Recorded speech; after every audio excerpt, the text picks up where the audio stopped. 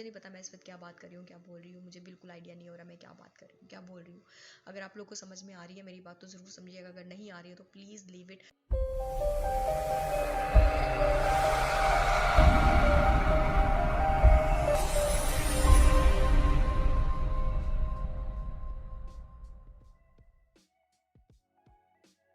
अस्सलाम वालेकुम एवरीवन, क्या हाल चाल है आप लोगों की। उम्मीद करती हूँ कि आप लोग बिल्कुल खैरियत से होंगे। मैं बिल्कुल खैरियत से हूँ, ठीक हूँ, ठाक हूँ, मस्त हूँ और मलंग हूँ। तो आप लोग भी मस्त मलंग होंगे, अपने अपने घरों में, अपने अपने घरों में अच्छे से रह रहे होंगे। मैं भी अपने घर में हूँ, अच्छे से रह रही हूँ, जॉब शॉप कर रही हूँ, काम शाम कर रही हूँ, सब चीज़ें कर रही हूँ। अच्छा, आज ना मैं थोड़ी सी हट के बात करने वाली हूँ। वो हट के बात कुछ इस तरह से होगी कि मैं बेसिकली इस तरह के सीरियस टॉपिक्स के ऊपर जो है ना कभी भी बात नहीं करती।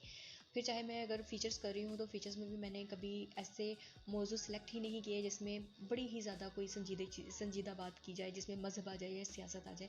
ना तो मैं सियासत के ऊपर बात करती हूँ, ना ही मैं मज़हब को अपना मौजू गुफ्तगू बनाती हूँ। तो आज जो मैं बात करने जा रही हूँ वो ये है कि पिछले दिनों एक फ़ेसबुक पोस्ट पढ़ते पढ़ते मैं एक ऐसी पोस्ट के ऊपर पहुँची जहाँ पर बहुत सारा खून बिखरा हुआ था और कुछ लाशें पड़ी थी, कुछ मर्द हजरात की लाशें पड़ी हुई थी। तो ऊपर शायद कैप्शन भी दिया गया था जिसको मुझे समझ में नहीं आई थी कि क्या है ये, क्यों हुआ ये, कहाँ का वाक़या है, मेरी नज़र से नहीं गुजरा। और पूरे दिन के बाद काम करने के बाद घर पे आई हूँ, घर पे आकर मोबाइल उठाया है और सामने ही ये चीज़ें जो है वो मेरे आ गई हैं। तो ये क्यों है? तो जिनकी पोस्ट थी उन हजरत से मैंने पूछा तो उन्होंने बोला कि 12 अफराद को, 12 जो है शिया अफराद को ज़िबा कर दिया गया है एक जगह पे। वो मज़दूर थे, वो कोई बहुत ऐसे हाई फाई लोग नहीं थे, वो मज़दूर थे, काम करने की गर्ज से किसी कोयले की कान में शायद काम करते हैं। तो अपने घरों से दूर आकर यहाँ पर काम कर रहे थे और उनको मार दिया गया है और एक साथ में मारा गया है, एक साथ में ज़िबा कर दिया गया है। खून बिखरा हुआ देखती हूँ मैं तो दहल जाती हूँ, डर जाती हूँ, सहम जाती हूँ।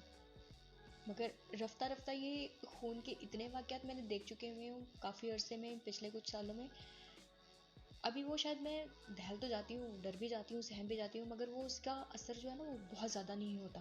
कुछ पल के लिए, कुछ सेकंड के लिए, हाँ ये हादसा हो गया, अच्छा, खौफ आ जाता है।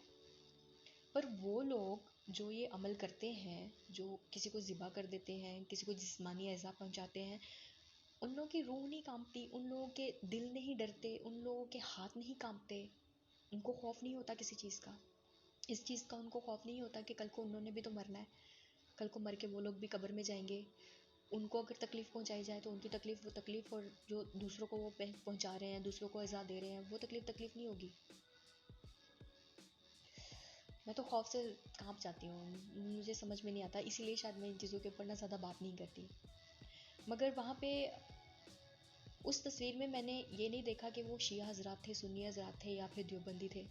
वो कौन थे, उनका मसलक क्या था। मैंने ये देखा कि वहाँ इंसानियत जो है वो बिखरी पड़ी है, इंसानियत खून में लथपथ पड़ी है, इंसानियत के साथ ये सलूक हो रहा है। उस वक्त मैंने इस चीज़ को नज़रअंदाज कर दिया, मैं बात नहीं करना चाहती ऐसे मौज़ूआत को के ऊपर। तो मैंने जाना ही नहीं कि ये कौन थे।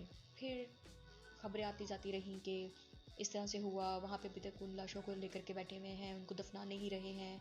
ऐसा ही एक वाक़या कुछ अर्सा पहले भी हुआ था, तो क्वेटा में ही, कि लाशों को लेकर सड़कों पे बैठे हुए थे, बर्फ़ की सिलों के ऊपर लाशें रख कर बैठे हुए थे ख़ानदान के लोग और एहतजाज कर रहे थे। मुझे तब भी समझ में नहीं आया था कि वो लोग क्यों एहतजाज कर रहे हैं, किस किस्म का एहतजाज है जो वो रकम करवाना चाहते हैं और क्या उन लोगों के मुतालबात हैं। अभी भी एक खबर पढ़ी मैंने तो सोचा कि चलो इसके ऊपर भी बातचीत करें कि आखिर ये लोग कौन हैं। ये लोग कौन हैं, ये सवाल मेरे जहन में उस वक्त आया जब द वेरी नेक्स्ट डे इस वाक़े के मैंने उनके ख़ानदान के बच्चों की, ख़वातीन की कुछ तस्वीर देखी। तो मैं परेशान हो गई, मैंने कहा कि ये इंडोनेशियन है, ये चाइनीज़ है, ये कोरियन है, ये कौन है। क्योंकि इन लोगों की शक्लें हम पाकिस्तानियों जैसी या एशियन जैसी नहीं है, हम लोगों जैसे नहीं है ये लोग। ये कौन है, ये पाकिस्तान में रहते हैं ये लोग और इतने अरसे से रह रहे हैं, मुझे पता ही नहीं है, मैंने कहीं देखा ही नहीं है। शायद ये मेरी नाइल्मी है, नासमझी तो नहीं बोलूँगी क्योंकि मैं अभी समझ रही हूँ इन चीज़ों को। तो ये मेरी नाइल्मी थी कि मुझे इन लोगों के बारे में नहीं मालूम था ये लोग कौन हैं। इनको हज़ारवी कहते हैं, हज़ारा के लोग कहते हैं, हज़ारा ख़ानदान कहते हैं, हज़ारा बरादरी कहते हैं, जो कि अफ़गानिस्तान से नकल मकानी करके यहाँ पर आए हैं, हिजरत करके आए हैं। कौन थे ये लोग? इन लोगों की शक्लें थोड़ी सी अजीब लगी। उस वक्त भी मैंने थोड़ा सा नज़रअंदाज कर दिया, इसके बारे में ज़्यादा कुछ नहीं बोला। तो लेकिन आज जब एक खबर पड़ी कि वज़ीर आज़म को ब्लैकमेल किया गया, तो सोचा चले पढ़ती हूँ मैं इसके बारे में, जानती हूँ कि क्या है। जब हज़ारा कम्युनिटी या हज़ारा बरादरी के बारे में मैंने सर्च करने की कोशिश की, तो मुझे सिवाय खबरों के, सिवाय कॉलम्स के मुझे और कुछ नहीं मिला इनके बारे में। हाँ, किसी एक कॉलम के बीच में कुछ किसी शख्स के बारे में मैंने किसी शख्स का मैंने नाम पढ़ा, उसके बारे में पता करने की कोशिश करी। मंगोलों से ताल्लुक़ है इनका, तो मंगोलों की तो बड़ी हिस्ट्री है, बहुत लंबा, पता नहीं कहाँ जा कर के कहाँ से। और हिस्ट्री से मेरा इतना कोई शगफ है नहीं, लेकिन करती ज़रूर हूँ मैं रिसर्च। करने बैठूँ तो बहुत ज़्यादा रिसर्च कर भी लेती हूँ लेकिन फ़िलहाल ऐसी कोई ऑथेंटिक मेरे पास इसकी हिस्ट्री नहीं है कि हज़ारवी कौन थे, कहाँ से आए, क्यों आए, क्या इनकी हिस्ट्री है, कैसे ये हज़ारा के लोग बने, और पाकिस्तान से इनका क्या ताल्लुक़ है, किस तरह से ये पाकिस्तान के साथ मुंसलिक हो गए, पाकिस्तान का हिस्सा बन गए, और पाकिस्तान में इनके साथ क्यों बर्बरियत का निशाना इनको बनाया जा रहा है, क्यों कत्ल किया जा रहा है इनको। तो जनाब, सबसे पहले हम लोग ये जानने की कोशिश करते हैं कि आखिर ये हज़ारवी थे कौन। मंगोलों के साथ इनका कुछ कनेक्शन है, मंगोल थे बेसिकली ये हज़ारवी। तो एक कॉलम है, उसमें थोड़ी सी हिस्ट्री है। तो कॉलम का मैं नाम नहीं लूँगी, ये जिनका होगा उनको पता चल ही जाएगा कि शायद ये मेरे ही कॉलम में से कुछ पंखुड़ियाँ उठा उठा के पढ़ी जा रही है। तो हाँ, मैं किसी कॉलम को ही इस वक्त पढ़कर आप लोग को सुनाने वाली हूँ कि उन्होंने हिस्ट्री में इसकी क्या बताया हुआ है। उनका कहना है कि हज़ारा कबीला चौथे मंगोल हुक्मरान अरगोन खान के बेटे गयासुद्दीन मोहम्मद खुदाबंद की औलाद है, मतलब उनकी औलादों में से हैं। उन्होंने ही इस हज़ारा कबीले को तश्कील दिया था, बुनियाद रखी थी। गयासुद्दीन अरगोन खान की तीसरी असाई बेवी का बेटा था, जिसका नाम माँ ने निकोलस रखा था, लेकिन बाप ने गयासुद्दीन मोहम्मद खुदाबंदा रख दिया होगा। उसका एक भाई भी था जिसका नाम गजान खान था। दोनों ही ईसाई थे, लेकिन मुसलमान हो गए। एक ने शियत इख्तियार कर ली और एक जो है वो सुन्नी हो गया। गजान जो है वो मंगोल सल्तनत का सरबराह बन गया। ठीक है, जब सरबराह बना तो उसने उसका सरकारी मज़हब जो है वो इस्लाम रख दिया। अब दोनों ही मुसलमान थे, एक शियत में था, एक सुन्नी था। तो अब दोनों को मानने वाले जो थे, उनके पैरोकार जो थे, कुछ ने शियत इख्तियार कर ली, कुछ सुन्नी ही रह गए। अब गजान खान के बाद जब हुकूमत खुदाबंदा के हाथ में आई, तो उसकी वजह से बहुत सारे मंगोल जो हैं वो शियत इख्तियार कर गए, शिया हो गए, जिनको बाद में हज़ारा जो है वो बोला जाने लगा। हज़ारा बरादरी बेसिकली वहाँ से आए थे। तो हज़ारा बेसिकली जो थे, दरअसल वो मंगोलों की एक फ़ौजी यूनिट से ताल्लुक़ रखते थे, और वो 1000 फौजी, जो कि 1000 फौजियों पर मुश्तमिल था, मतलब 1000 फौजियों का जो दस्ता था, जो गयासुद्दीन की क़यादत में काम कर रहा था, वो 1000 फौजी थे, और वहीं से जो है वो उनको हज़ारा जो है वो कहना शुरू कर दिया गया। अच्छा, खुदा बंदा जो है वो खुद को एक चीनी नाम के साथ भी पुकारा करता था। वो नाम था ओल जाइतो। वो खुद को ओल जाइतो के नाम से भी पुकारा करता था। निकोलस था, गयासुद्दीन था, फिर ओल जाइतो था, वो कौन था बेसिकली, फिर हज़ारा था। अच्छा, उसके कत्ल के बाद जो हज़ारा कम्युनिटी थी, वो हज़ारा कबीला जो था वो अफ़गानिस्तान के दूर दराज पहाड़ी के इलाके हज़ारा जात में जा कर के ना, वहाँ पे उन लोगों ने अपनी रिहाइश जो है वो इख्तियार कर ली। पुराने दौर की हम लोग बात करते हैं तो वहाँ पे सियासत बहुत ज़्यादा हुआ करती थी। कुछ ना कुछ साजिशें जो हैं वो महलाती साजिशें जिनको बोला करते थे, वो हुआ करती थी। तो यहाँ पे जब एक ही कम्युनिटी मंगोल जो थे वो शिया और सुन्नियों में डिवाइडेड थे, सब लोग बड़े अमन से रह रहे थे। अब उनके बीच में एक शैतान आया, और शैतान ने आकर उनके बीच में फसाद फैलाना शुरू कर दिया, तुम शिया तुम सुन्नी, और इस तरह से दोनों को आपस में लड़ा दिया। इस तरह से क्या हुआ कि शिया जो है वो अलग हो गए, सुन्नी जो है वो अलग हो गए। अब जब यहाँ पे फूट डाली गई ना उनके बीच में, तो उनको समझ में नहीं आया कि हम लोग बेसिकली यहाँ पे कर क्या रहे हैं, हमारा मकसद क्या है यहाँ पे रहने का। उन लोगों ने खुद ही वहाँ से अपने इलाके को छोड़ा, अमन तरीके से रहने, पुरअमन तरीके से रहने के लिए अपने इलाकों को छोड़कर वो इधर उधर जो है ना वो हिजरत करना शुरू हो गए। कभी कोई किसी इलाके में चला गया, कोई किसी इलाके में चला गया। उस दौर में जो है वो अंग्रेज़ों की हुक्मरानी हुआ करती थी हर जगह पे। ठीक है, तो उन लोगों ने, उनमें से बहुत सारे ऐसे हज़ारवी मंगोल थे जो कि अंग्रेज़ों में के साथ में फ़ौज में जो है, क्योंकि वो ज़ाहिर सी बात है फ़ौजियों का एक गुट था जिनको हज़ारा कहलाया गया था। तो उनके अंदर की ज़ाहिर सी बात है एक चीज़ होती है कि हम फ़ौजी थे, तो फ़ौजी जो होता है वो हमेशा फ़ौजी ही रहता है। उनको फ़ौज जो है वो उसमें भर्ती कर लिया गया, अंग्रेज़ों के साथ में भर्ती कर लिया गया, वहाँ पे मुलाज़मत उनको देना शुरू कर दी। तो वो वहाँ से हिजरत करके कोयटा आ गए। कोयटा में ज़ाहिर सी बात है बड़ी सारी छावनियाँ हुआ करती थी, तो वहाँ पे जाकर उन लोगों ने अपनी जो है वो रिहाइश भी इख्तियार कर ली और अंग्रेज़ों के साथ में काम भी करना शुरू कर दिया। जब हालात थोड़े से बेहतर हुए तो जो हज़ारवी थे जो कोयटा में आकर, अफ़गानिस्तान से कोयटा में आकर आबाद हुए थे, उन लोगों ने क्या किया कि दूसरे इलाकों में जितने भी लोग आबाद हो गए थे उस इंतशार के दौरान में, तो वो लोग तो वापस आ गए अपने अपने इलाकों में, अपनी अपनी छावनियों में। लेकिन जो कोयटा में आकर के हज़ारवे आबाद हुए थे, उन लोगों ने बोला कि नहीं यार, हम लोगों ने तो यहीं पे रहना है, हम लोग ये अपने इलाका जो है ना वो छोड़ कर नहीं जाने वाले, हमें यहीं पे जो है पुरअमन तरीके से हम लोग रह रहे हैं। उसकी एक वजह भी थी, पता है क्या? वो ये थी कि जब वो लोग यहाँ पर आकर आबाद हुए थे तो बरतानवी फ़ौज में इतनी बड़ी तादाद में भर्ती भी हो चुके हुए थे, ज़ाहिर सी बात है उनको नौकरियाँ मिल चुकी हुई थी। तो 1904 में एक अलहदा रेजिमेंट हज़ारा पायनट्स के नाम से इनको सौंप दी गई थी। उन्हीं का वो इलाका जो है ना वो बना दिया गया था। फिर कहा जाता है कि एक बुज़ुर्ग थे हाजी नासिर अली, उन्होंने एक इलाका, एक जगह ख़रीद कर, यहाँ कोयटा में ही एक जगह ख़रीद कर, तो इस पूरे के पूरे कबीले को वहाँ पर आबाद करना शुरू कर दिया था कि आप लोग जो है वो उस रेजिमेंट को छोड़कर यहाँ पर आकर आबाद हो जाइए, जिसका नाम आज भी नासिर आबाद है। अब जाहिर सी बात है, एक इलाके में वो लोग रह रहे हैं तो उन लोगों को खाने पीने के लिए, काम करने के लिए, कमाई करने के लिए, घर के चूल्हे जलाने के लिए कुछ ना कुछ तो काम करना ही पड़ेगा। तो हज़ारवी जो थे वो मेहनत कश थे, उनको मेहनत करना अच्छा लगता था। तो इस सारे सिनेरियो के बाद जब वो हज़ारवी कबीला है, वो कौम वहाँ पे आबाद है, उनके पास खाने पीने के लिए कुछ नहीं है, तो उन्होंने सोचा चलो मज़दूरी कर लेते हैं। मज़दूरी करने के लिए निकल आए। वहाँ पे कान-कुनी कर लिया करते थे, कोयले की बहुत बड़ी कान है वहाँ पे, तो वहाँ पे वो लोग जाकर मुलाज़मत इख्तियार कर गए, मज़दूर हो गए, मज़दूरों के साथ में काम करना शुरू कर दिया उन लोगों ने। तो उन मतलब वो कोई इतने अमीर कबीर लोग नहीं थे, मज़दूर तकबा लोग थे, तबका लोग थे, सॉरी, मज़दूर तबका लोग थे। तो मज़दूरी करना उन लोग को अच्छी लगता है, मेहनत कश लोग हैं वो, मेहनत करते हैं, ईमानदारी की जो है वो रोटी कमाते हैं और खाते हैं। तो ये जो मच का इलाका था, वहाँ पे जब ये हज़ारवी लोग जो हैं वो बस गए, वहाँ पे रहने लग गए, तो वहाँ पे बहुत सारे पंजाबी भी थे, सराइकी भी थे, उर्दू बोलने वाले भी थे। उनके पास बेसिकली इन कानों की ना मलकियत हुआ करती थी। तो वहाँ पे अब मालिक तो ज़ाहिर सी बात है पंजाबी हो गए, सराइकी हो गए, ये पख्तून हो गए। तो अब वहाँ पे मज़दूरी कौन करेगा, काम कौन करेगा? तो ये यहाँ से मच के इलाके से इन हज़ारवी लोगों को लेकर के आने लग गए, क्योंकि उनको खाने पीने से मतलब था, उन्हें कमाई करनी थी। तो कमाई करने के लिए अगर वो मज़दूरी भी कर लेते तो उनको कोई उससे फ़र्क नहीं पड़ता, क्योंकि वो मेहनत कश लोग हैं, मेहनत के ऊपर बिलीव करते हैं।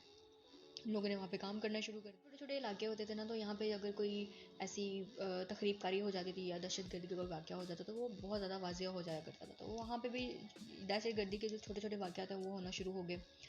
होते होते होते होते वो इतने ज़्यादा बढ़ना शुरू हो गए ना कि यहाँ पे फिर ज़ाहिर सी बात है तालिबान आ गए।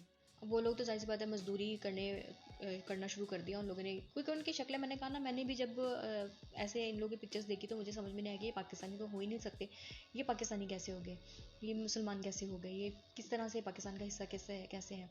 तो इसी तरह से जब ज़ाहिर सी बात है दहशतगर्दी की जो हरकत हैं वो बुलंद होना शुरू हुई, तालिबान जो है वो अपने उसमें काम करना शुरू कर दिया, उन लोगों ने अपने अड्डे बना लिए और पूरी तरह से काबिज़ हो गए हर चीज़ के ऊपर। तब समझ में नहीं आता था कि किसको टारगेट बना करके तालिबान को जो है वो निशाना बनाया जाए। तो उन लोगों के लिए, उन लोगों के नज़दीक ये मज़दूर लोग जो थे, क्योंकि इनकी शक्लें बड़ी अलग से थीं, तो इन लोगों ने इनको ला करके इनको टारगेट करना शुरू कर दिया कि इन लोगों की वजह से ये सब कुछ हो रहा है। ऐसा होता है ना कि जब एक लड़ाई हो रही होती है कि झगड़ा हो रहा होता है, तो उसमें समझ में नहीं आता किसके कंधे के ऊपर बंदूक रख कर चलाई जाए। तो ये जो मंगोल थे, ये जो हज़ारवी थे, इन लोगों की शक्लें क्योंकि हम लोगों जैसी नहीं हैं, अब पश्तूनों को तो मार नहीं सकते थे, तालिबान को तो मार नहीं सकते थे, तो क्या किया कि इनको टारगेट बनाना शुरू कर दिया, इनको पकड़ के लाए और इनको मार दिया। बोला कि इनकी वजह से हुआ है ये सब कुछ, ये लोग कर रहे हैं। आसान टारगेट होता है ना, सॉफ्ट टारगेट, आजकल मैं एक वर्ड सुन रही हूँ, सॉफ्ट टारगेट। सॉफ्ट टारगेट बना करके इनको निशाना बनाना शुरू कर दिया कि इन लोगों के ऊपर ही बिल फाड़ लिया जाए हर किस्म। अच्छा, मच में जो सबसे पहला टारगेट किलिंग का या इस तरह की किलिंग्स का वाक़या हुआ था, वो जुल्फ़िकार अली भुट्टो के दौर में हुआ था। जब बलूचिस्तान डेवलपमेंट अथॉरिटी के मुलाजमिन पिकनिक पर गए हुए थे, तो इनमें से शनाख्ती कार्ड देकर ऐसे लोगों को शनाख्त किया गया जो बलोच और पश्तून नहीं थे, और फिर उन्हें वहीं पे कत्ल कर दिया गया। ठीक है। और वो लोग कौन थे? वो ये हज़ारवी ही थे। और ये सबसे पहला वाक़या था इनको लोगों के साथ में जो है वो पेश आया। तो यहाँ पे कोयले की खान का कारोबार है, कोयले की ही खान का कारोबार किया जाता है यहाँ पे।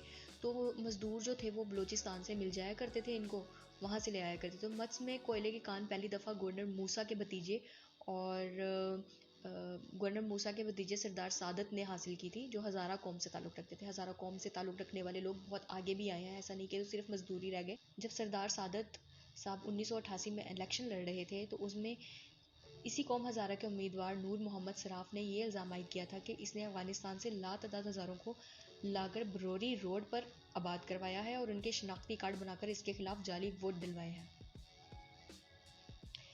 हज़ारों का ब्रोरी में आकर आबाद होना दरअसल अफ़गान में रूसी अफवाज के आने के बाद शुरू हुआ था। तो इनकी कोयटा में दूसरी आबादकारी थी जो पहली आबादकारी के 90 साल बाद शुरू हुई। जिस तरह 1890 में हाजी नासिर अली ने केरानी चिश्ती मदूदी से मशरकी पहाड़ के दामन में नासिराबाद की ज़मीन खरीद कर अपने कौम को आबाद किया था, उसने मगरबी पहाड़ के दामन में बरोरी में बलोचों से ज़मीन खरीद कर अपनी कौम को वहाँ आबाद करना शुरू किया। तो इस तरह से दो आबादकारियाँ इनकी हुई थी कोयटा में। अफ़गानिस्तान से आए हुए पश्तून महाजरीन और हज़ारा महाजरीन में से एक अहम और नुमाया फ़र्क ये रहा कि पश्तून महाजरीन अपने लिए बनाए गए कैंपों में रहे। उनमें से कुछ साहिब हैसियत थे जो शहरों में आकर बस गए, जो थोड़ा बहुत काम जानते थे वो बाज़ारों और खेतों में मजदूरी जो है वो करने लगे। कोई खेत में रहने लगा, कोई कैंप में चला गया। लेकिन अफ़गानिस्तान से जो हज़ारे आए थे उनमें से कोई एक भी जो है महाजिर कैंपों में नहीं गया, बल्कि वो लोग उन इलाकों में चले गए जो हज़ारों के लिए बनाए गए थे, जैसे कि नासिराबाद था और फिर दूसरा ये बरोरी का इलाका। इस दफ़ा जो 11 अफराद मच में जिनको निशाना बनाया गया है, जो बरोरी में रहते थे, इनके बारे में अफ़गानिस्तान हुकूमत ने बाकायदा एक मरासला तहरीर किया। इनमें से 7 जाँ बहक होने वाले शहरी हमारे हैं और हमें 3 मरने वालों के वर्सा ने दरख्वास्त दी है कि हमारी मैयतें पाकिस्तान से मंगवाई जाएं ताकि हम इन्हें अपने आबाई इलाके हज़ारा जात में जो है वो दफन करें। अफ़गानिस्तान से आने वाले इन हज़ारों ने कोयटा में 100 साल से आबाद मुकामी हज़ारों के लिए भी कदम ब कदम मुश्किलात खड़ी की। दोनों के रवैये, मिजाज, माहौल और माशरती तरबियत में ज़मीन आसमान का फ़र्क था। एक का जुर्म दूसरे के खाते में पड़ जाता, लेकिन सबसे बुनियादी मामला जिसने इस सूरत हाल को गंभीर कर दिया वो अफ़गानिस्तान से ताज़ा आए हुए हज़ारों का अफ़गानिस्तान में अपने कौम के दीगर अफराद से मुसलसल रब्ता, अफ़गानिस्तान की जंग में एक फ़रीक की हैसियत से शमूलियत और अपनी दुश्मनी का बोझ साथ लेकर पाकिस्तान मुंतकिल होना था। अफ़गानिस्तान की गुज़श्ता 40 साल की तारीख़ ने जहाँ पश्तून, अज़बक, ताजिक और तुर्क अवाम को कत्लो गारत का शिकार किया है, वहाँ इस मुल्क के हज़ारे भी इससे बहुत ज़्यादा मुतासिर हुए। मतलब कि ये जो दुश्मनियाँ हैं वो वहाँ से उठा करके यहाँ पर लेकर के आए, उनका बोझ लेकर के आए। अब अफ़गानिस्तानी हुकूमत ही इनका साथ नहीं देना चाहती तो कोई क्या कर सकता। कहा जाता है कि जो हज़ारे हैं वो अफ़गानिस्तान का तीसरा बड़ा नस्ली ग्रुप था, जिनकी तादाद 40,000 के करीब थी। अफ़गानिस्तान के अलावा ये पाकिस्तान में 9 लाख और ईरान में तकरीबन 5 लाख है। अक़वाम मुत्तहिदा की कमीशन बराए महाजरीन की 2005 की रिपोर्ट के मुताबिक तकरीबन 5,000 अफ़गान हज़ारे कोयटा में मौजूद हैं। आज 15 साल के बाद इनकी तादाद यकीनन बहुत ज़्यादा बढ़ गई होगी। तो अफ़गानिस्तान में इनका इलाका हज़ारा जात तकरीबन 2 लाख मुरबा किलोमीटर जो है वो वहाँ तक फैला। जो चीज़ मुझे समझ में आ रही है वो ये आ रही है कि क्योंकि जंगो जदल से इन लोगों का हमेशा से ताल्लुक़ रहा है, तो जब अफ़गानिस्तान में तालिबान आ गए थे, तालिबान ने अपनी हुकूमत इख्तियार कर ली थी, तो बहुत सारे ऐसे तंजीमें थी जो बनना शुरू हो गई थी। तो इन्हीं में इन हज़ारों ने भी जो है ना शमूलियत इख्तियार कर ली थी। तो अमेरिका के ख़िलाफ़ जो है वो जंगो जदल का हिस्सा बनते रहे, इन तंजीमों का हिस्सा बनकर उनके ख़िलाफ़ जो है वो जंगें करते रहे, उनके ख़िलाफ़ जो है वो बयानबाजियाँ करते रहे। तो जिसकी वजह से ना ये लोग थोड़े से बदनाम हो गए, अब इनके ऊपर कोई भरोसा नहीं करता। मुसलमानों के ख़िलाफ़ अपने ही घर वालों के ख़िलाफ़ भी ये लोग लड़ाइयाँ करते रहे। जिन जिन हज़ारों ने अपनी जो तबीयत के बायस या अपने जो खून की वो एक होती है रवानी, उसके बायस के हम लोग जंगजू रहे हैं, तो हम लोग क्यों ना जंगों में ही शिरकत करें, या इस तरह के जो तंजीमें हैं उनका पार्ट बनकर हम लोग बुराई के ख़िलाफ़ एक जंग लड़ें। तो उस जंग में लड़ते लड़ते ये लोग अफ़गानिस्तानी हुकूमत की ही नज़रों में जो है वो गिर गए। अफ़गानिस्तानी हुकूमत ने ही इनको जो है वो दहशतगर्द करार दे दिया गया। अब ज़ाहिर सी बात है ये लोग पाकिस्तान में आकर आबाद हो गए हैं, तो एक सॉफ्ट टारगेट जो है वो सबके लिए मिल जाता है, सिर्फ अपने मसलक की बुनियाद पर बल्कि अपनी शक्ल की बुनियाद पर भी। उनकी ज़ाहिर सी बात है शक्ल जो है वो डिफरेंट है सबसे ही, तो वो पहचान में आ जाते हैं बहुत आसानी से।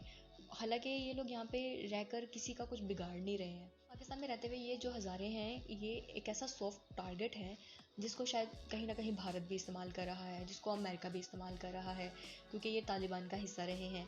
तो क्योंकि शिया सुन्नियों की ये जो मसलकों की जो जंग है वो हमेशा से जारी रहती है, तो इन लोगों पर लड़वाने के लिए, आपस में फसाद डलवाने के लिए कोई ना कोई एक बैरूनी ताकत आती है और आकर के इसके ऊपर जो है ना अपनी कार्रवाई करके निकल जाती है।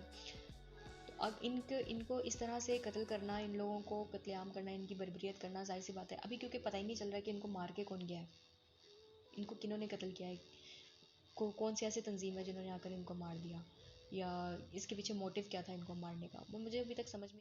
अपनी समझ और अपने नॉलेज के मुताबिक मैंने जितनी भी इन्फॉर्मेशन जो थी वो आप लोगों को प्रोवाइड करनी थी वो मैंने कर दी है। तो मुझे नहीं पता कि ये पूरी ऑथेंटिक है या नहीं है, हज़ारे कौन थे, कहाँ से भी था पाकिस्तान में आकर इनकी आबादकारी हुई, और अब इनको सॉफ्ट टारगेट क्यों किया जा रहा है, इनको टारगेट क्यों किया जा रहा है, वो मैंने आप लोगों को बता दिया कि जाहिर सी बात है कोई ना कोई ऐसी चीज़ होती है, कुछ ना कुछ ऐसा वीक पॉइंट होता है किसी ना किसी का, उसको ले करके उसको टारगेट करके दूसरे किसी और को नुकसान पहुंचाने की बेसिकली कोशिश की जाती है। तो पाकिस्तान में जो है वो शिया सुन्नी फसाद जो है वो उसको उजागर किया जा रहा है, बढ़ाया जा रहा है, मुझे नहीं पता क्यों। मैं आप लोगों से सिर्फ इतनी से दरख्वास्त करूँगी कि इस तरह के जो फसादात हैं या इस तरह की जो भी साजिशें हैं उसका काइंडली पार्ट मत बनिएगा, बिल्कुल भी पार्ट मत बनिएगा, बिल्कुल न्यूट्रल हो जाइए इस चीज़ के हवाले से कि आज अगर शियाओं का कत्ल किया गया है तो कल को सुन्नियों का भी कत्ल किया जा सकता है, देवबंदियों का भी कत्ल किया जा सकता है। तो खुदारा इन लोगों की जो सियासत है, ये जो बैरूनी ताकतें हैं या जो भी बैरूनी ताकतें हैं, उन लोगों की जो सियासत है ये इसके ऊपर करना चाह रहे हैं, तो आप लोग उसका जो है वो टारगेट मत बनिएगा, उनकी बातों में बिल्कुल भी मत आइएगा, अपनी सोच अपनी समझ के हिसाब से काम करिएगा जो भी करिएगा। इतना ज़्यादा वो होकर इमोशनल होकर या फिर ख़ुद को बना लेना कि हम लोग तो बड़े मज़लूम हो गए हैं, पता नहीं हमारे साथ क्या हो रहा है। सिर्फ इंसानियत जो है ना उसको आगे रखिएगा, इंसानियत के अलावा किसी भी चीज़ को आगे मत रखिएगा। और इंसानियत के तौर पे अगर आप सोचेंगे ना किसी भी चीज़ को, तो यकीनन आप समझेंगे इस बात को कि कहाँ पे कौन चीज़ जो है ना, कौन बंदा गलत जा रहा है। मुझे नहीं पता मैं इस वक्त क्या बात कर रही हूँ, क्या बोल रही हूँ, मुझे बिल्कुल आइडिया नहीं हो रहा मैं क्या बात कर रही हूँ, क्या बोल रही हूँ। अगर आप लोग को समझ में आ रही है मेरी बात तो ज़रूर समझिएगा, अगर नहीं आ रही है तो प्लीज़ लीव इट। लेकिन जाने से पहले मेरे चैनल को सब्सक्राइब ज़रूर कर लीजिएगा और लाइक भी दीजिएगा, और कमेंट के ज़रिए मुझे बताइएगा कि मेरी बात आप लोग को तक जो मैं पहुँचाना चाह रही थी क्या वो पहुँची है या नहीं पहुँची है, तो मुझे ज़रूर बताइएगा। मेरे अगले वीडियो तक के लिए शाज़ा सैद कर दीजिए इजाज़त। अल्लाह हाफिज़।